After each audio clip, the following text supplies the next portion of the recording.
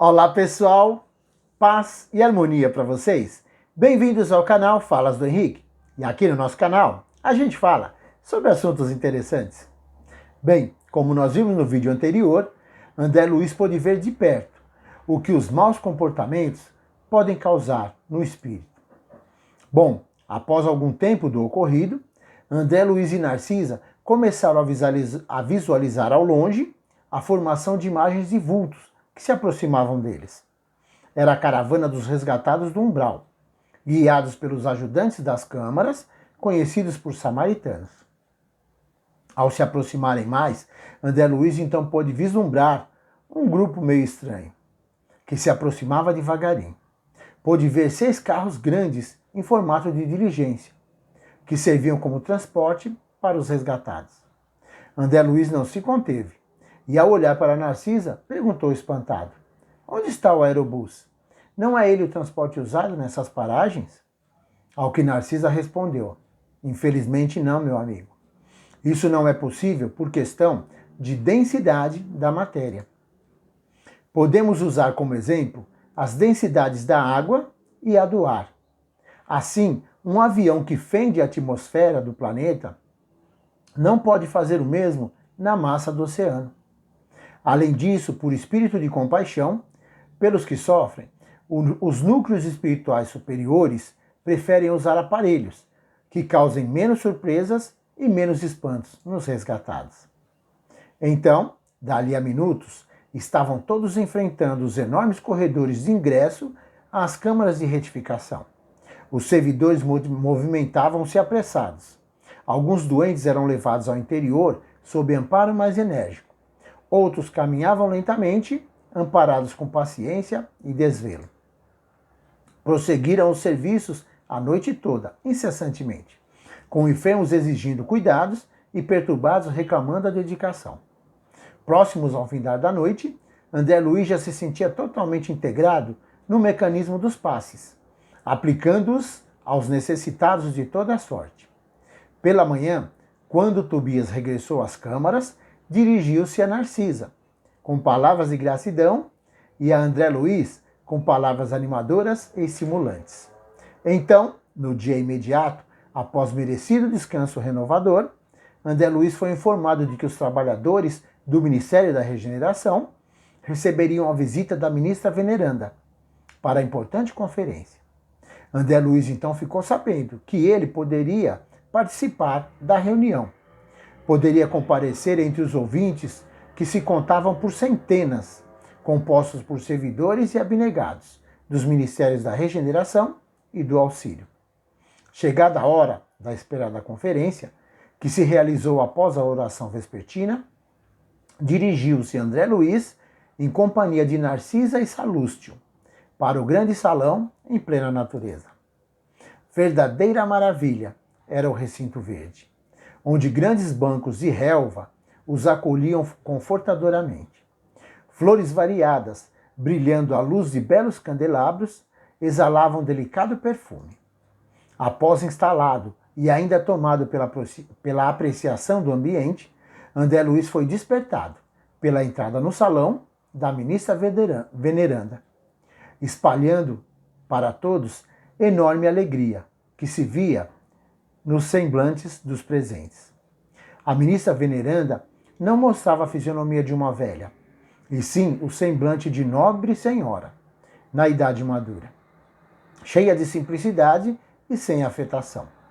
E depois de palestrar ligeiramente com alguns companheiros mais próximos, a fim de se informar das necessidades dominantes na Assembleia Geral, com relação ao tema da noite, a ministra começou por dizer: "Como sempre, não posso aproveitar a nossa reunião para discursos de longa tiragem verbal, mas aqui estou para conversar com vocês, relacionando algumas observações importantes.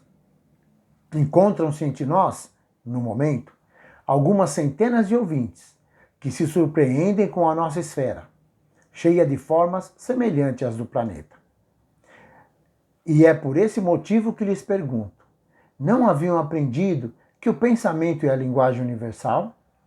Não foram informados de que a criação mental é quase tudo em nossa vida? pois saibam que são numerosos os irmãos que formulam semelhantes dúvidas. Todavia, encontraram aqui a habitação, o utensílio e a linguagem terrestre. Esta realidade, contudo, não deve causar surpresa a ninguém. Não podemos esquecer que o pensamento é a base das relações espirituais dos seres entre si.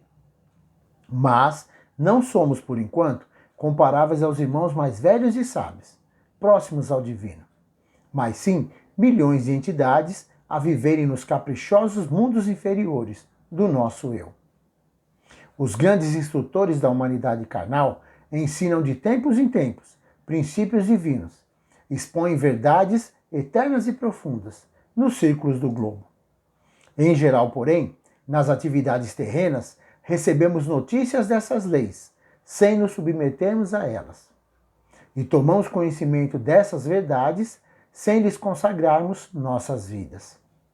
Será crível que somente por adquirir o poder do pensamento ficasse o homem liberto de toda a sua condição inferior? Lhes digo que é impossível. Uma existência secular na carne terrestre representa período demasiadamente curto para aspirarmos à posição de cooperadores essencialmente divinos. Somos admitidos aos cursos de espiritualização nas diversas escolas religiosas do mundo. Mas, com frequência, agimos exclusivamente no terreno das afirmativas verbais. Ensina-nos a Bíblia que o próprio Senhor da vida não estacionou no verbo e continuou o trabalho criativo na ação. Todos sabemos que o pensamento é força essencial. É coisa sabida que um homem é obrigado a alimentar os próprios filhos. Nas mesmas condições, cada espírito é compelido a manter e nutrir as criações que lhe são peculiares. O pensamento é força viva em toda parte. É a atmosfera criadora que envolve o pai e os filhos, a causa e os efeitos no lar universal. Nosso lar, portanto, como cidade espiritual de transição, é uma bênção a nós concedida por acréscimo de misericórdia, para que alguns poucos se preparem à ascensão e para que a maioria volte à terra em serviços redentores. E logo após essa explanação, suave música encheu o recinto, de cariciosa melodia.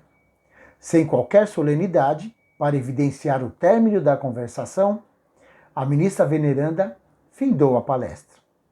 Surpreendido, André Luiz dirigiu-se a Narcisa e perguntou: "O que é isso?